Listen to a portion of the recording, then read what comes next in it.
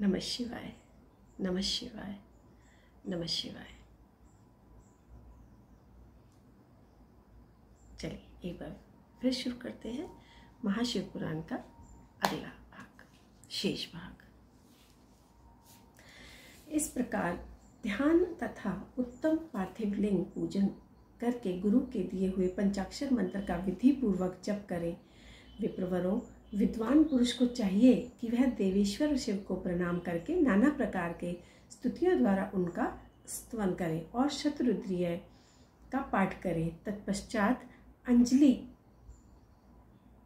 में अक्षत और फूल लेकर उत्तम भक्ति भाव से निम्नांकित मंत्रों को पढ़ते हुए प्रेम और प्रसन्नता के साथ भगवान शंकर से इस प्रकार प्रार्थना करें। सबको सुख देने वाला कृपा निदान भूतनाथ शिव, मैं आपका हूँ।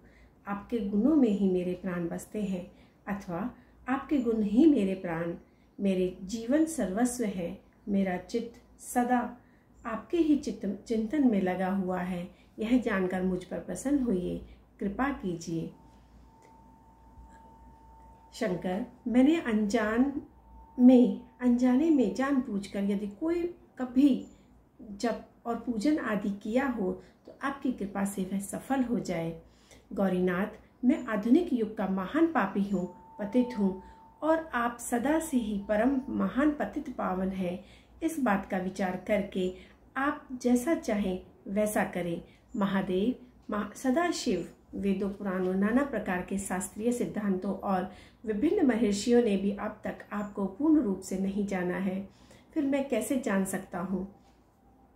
महेश्वर, मैं जैसा हूँ वैसा हूँ, उसी रूप में संपूर्ण भाव से आपका हूँ, आपके आश्रित हूँ, आपके लिए आपसे रक्षा पाने के योग्य हूँ। परमेश्वर, आप मुझ पर प्रसन्न होइए। मुझे इस प्रकार प्रार्थना करके हाथ में लिए हुए अक्षत और पुष्प को भगवान शिव के ऊपर चढ़ाकर उन शंभुदेव को भक्ति भाव से विधि पूर्वक साष्टांग प्रणाम करें। तदंतर शुद्ध बुद्धि वाला उपासक शास्त्रोक्त विधि से इष्ट देव स्तुतियों द्वारा देवेश्वर शिव की स्तुति करें।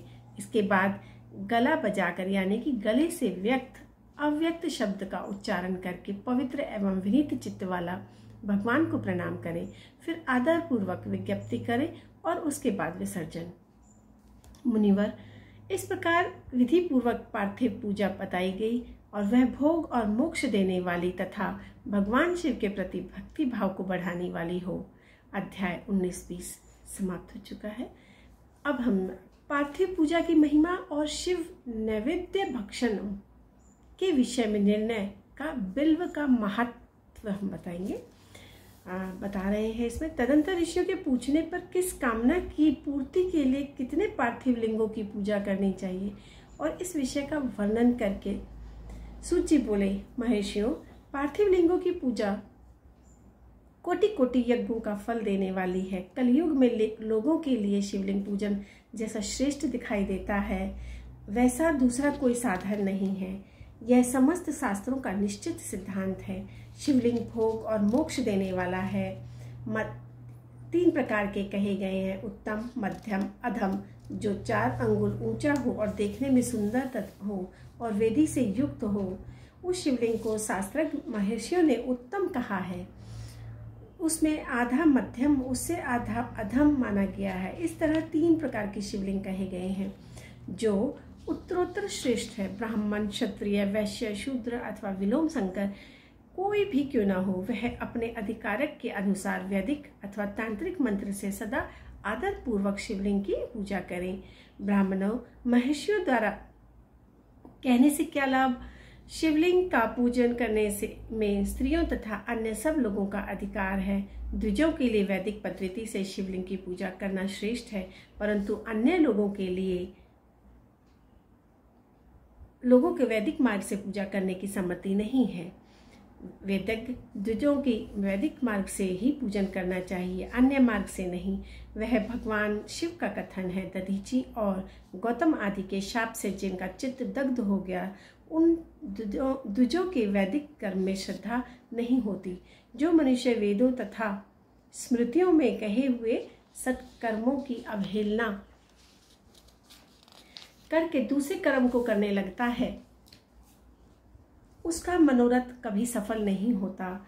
इस प्रकार विधि पूर्वक भगवान शंकर का नैवेद्य अंत पूजन करके उनकी त्रिभुवनमयी 8 मूर्तियों का भी वहीं पूजन करें। पृथ्वी, जल, अग्नि, वायु, आकाश, चंद्रमा तथा यजमान, ये भगवान शंकर की 8 मूर्तियां कही गई हैं। इन मूर्तियों के साथ सर्व, भव, रुद्र, उग्र, भीम, ईश्वर, महादेव तथा पशुपति, इन नामों की भी अर्चना करें। तदंतर चंदन, अक्षत और बिल्व पत्र लेकर वहां ईशान आदि के क्रम से भगवान शिव के परिवार का उत्तम भक्ति भाव से पूजन करें।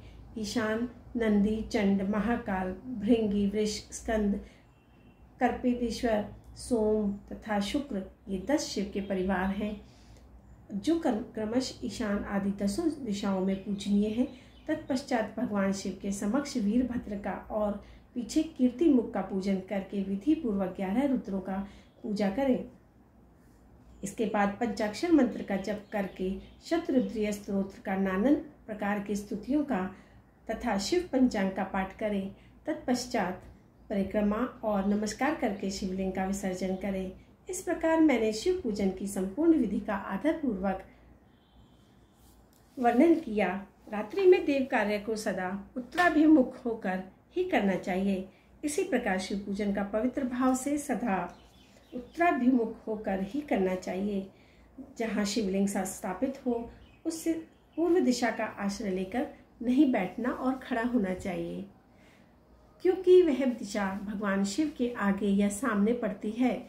इष्ट देव का सामना रोकना ठीक नहीं है। शिवलिंग से उत्तर दिशा में भी ना बैठें, क्योंकि उधर भगवान शंकर का वामांग है जिसमें शक्ति स्वरूपा देवी उमा विराजमान है।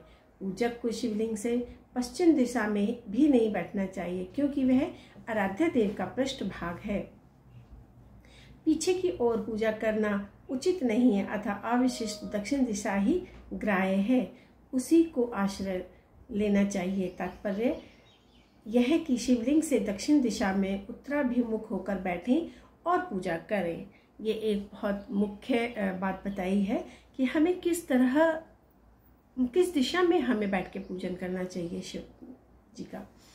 तो विद्वान पुरुष को चाहिए कि वह भस्म का त्रिपुंड लगाकर, रुद्राक्ष की माला लेकर और बेलपत्र संग्रह करके ही भगवान शंकर की पूजा करें। इसके बिना नहीं। मुनिवरों, शिव पूजन आरंभ करते समय यदि भस्म न मिले तो मिट्टी भी ललाट पर त्रिपुंड अवश्य लगा लेना चाहिए। ऋषि बोले, मुने, हमने पहले से ही यह बात सुन रखी है। भगवान शिव का नैवेद्य नहीं ग्रहण करना चाहिए। इस विषय में शास्त्रार्थ का निर्णय क्या है, यह बताइए। साथ ही बिल्व का महत्व भी प्रकट कीजिए। सूत जी ने कहा, मुनियों, आप शिव संबंधी व्रत का पालन करने वाले हैं, अतः आपको सतत धन्यवाद है। मैं प्रसन्नता पूर्वक सब कुछ बताता हूँ, आप सावधान होकर सुने।